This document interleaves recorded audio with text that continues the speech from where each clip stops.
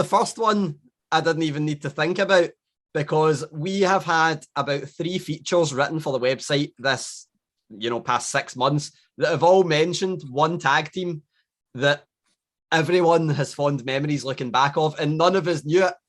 Head Cheese. Can you just tell us your recollections of how that came together and your memory looking back on it? Yeah.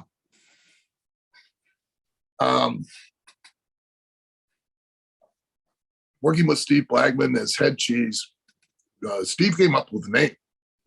I didn't come up with it. I thought the name was ridiculous, but he did, and he thought it was, it would be a way for the audience to irritate him by chanting Head Cheese at him. And at the time, most people don't know, but there was an idea that was pitched because it had begun the initially, which was where I was teaming with other tag teams, in like 6-man matches, and then I would turn on my own tag team partners, and we were going to do this, and like Crash Holly and Bob Holly and several others, and then they were finally all going to come out one time and literally beat the shit out of me in the ring for revenge. And I was going to disappear off TV for a couple of weeks, and then I was going to return while Bob and Crash were in the ring, and an air raid siren would go off, and then I would just point, and out from underneath the ring would come like 20 or 25 little people all dressed alike, and they were going to be known as the Swarm, and they were going to attack Bob and Crash and beat the crap out of them, and then I would occasionally show up, point, and here they come, the Swarm would hit, and I'd terrorize people with the Swarm. And Vince, didn't want to go for it, and unfortunately, and as a result, they put Blackman and I together for like a pre-tape, and I pitched the idea that I could make his lack of a personality, and I could play off of him being so straight and deadpan, and I could be, I could use that. He could be the straight man, and I could be the comedy. And it was so ultra successful because, they break down the ratings per segment, even to almost, to the second. And like those vignettes that we were doing on SmackDown became like the highest rated segments on the show with our interaction. And it was so easy and so much fun working with Steve, especially on those. They just happened, and he's such a great guy, and it really got over. I just wish we could have done more with it and went further along with it, but it just wasn't meant to be. But it worked. It was great. It was really good. It was very enjoyable. Definitely, it's remembered so fondly, between me and the other guys inside the ropes. It's the one thing that every single feature always comes up, and we're always like, man, remember Head Cheese? That was amazing. So I also, when you were mentioning the Swarm there, I've got a pretty dark sense of humor. So one of my most memorable Al Snow rivalries, Big Boss Man. Obviously a lot of stuff then that upset quite a lot of people. I loved it personally. How do you look back on working with Big Boss Man in the Kennel from Hell match? I loved Big Boss Man, and Ray was a blessing to get to work with. He was such a great guy and such a great talent, and I really enjoyed it. And he became a great friend.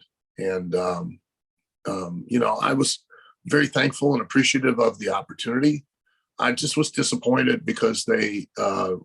WWE or WWF and to a lesser degree, Boss Man and myself dropped the ball.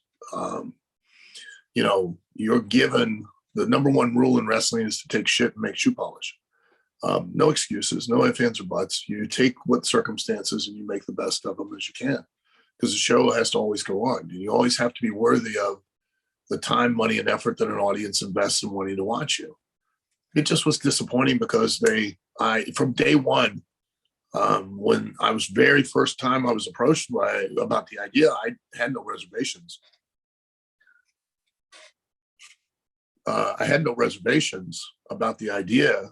I just said, we need trained animals. Let's make sure we have very highly trained animals, because I envision the trainers on the outside of of the cell, and them verbally directing and commanding all of the animals, and that it was going to be like we were surrounded by a pit of sharks, but they were four-legged sharks. And they assured me through the whole thing, oh, we'll have trained animals. And the day came, and I showed up in North Carolina, Charlotte, and walked in, and there were 10 or 12 different dogs with 10 or 12 different owners. And all they had done was that day called a veterinarian clinic and got a list of names of owners. And one dog had some obedience training. So you built the entire crux of the story around these dogs. And then we couldn't utilize them in the match in any way, simply because of the fact that they were quite honestly, they were urinating, defecating, and fornicating on the floor to the point where you couldn't show them on TV. You couldn't show them on the pay-per-view, and rightfully so. I've caught a lot of grief over the match. I take responsibility because it ultimately, like I said, you got to take shit and make shoe polish. But boy, what a way to hamstring you, to where your opportunity for success is very, it's hard. It's like pissing up a rope, the one thing I love about that though is the build up to it, and I can't remember, was it kicking the cage with the dog in it, or was it throwing that? And it's always when people mention now, oh, that went too far in wrestling, it's always like, remember when Al Snow his dog ended up so at least it's had a few brilliant moments. I think just obviously the match was slightly hamstrung, as you mentioned. But I mean, the buildup was great.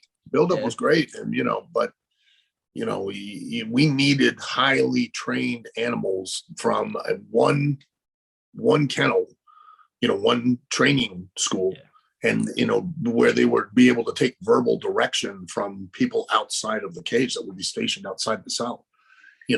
And when you say attack, and they're, they should be trying everything they can to get through, and get at us. And, that wasn't the case. So what do you do? I mean, people are laughing at the dogs, and, the owners are on leashes with them inside the cage. There's no threat there. It was a good idea, but, it was poorly executed because they didn't take the steps to ensure the success of it. And, it is what it is. For what it's worth, I remember it very fondly. So lots of people do. One person at least, but I'm sure a lot of others do. And obviously, one that I don't think we'll ever see again. So that's one to put in the history books. But yeah, thanks so much. Even in porn, they know you don't work with children or animals, so you'll always get upstaged.